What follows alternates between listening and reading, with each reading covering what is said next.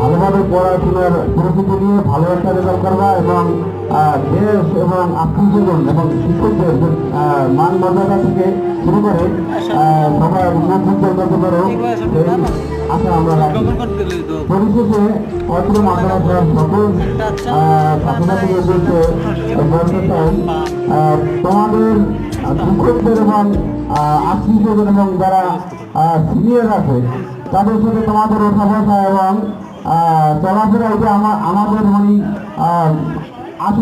আশা অনুরূপ হচ্ছে না।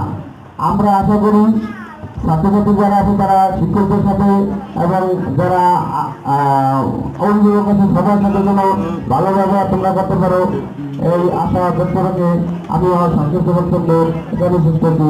আসসালামু আলাইকুম ওয়া রাহমাতুল্লাহি ওয়া বারাকাতুহু।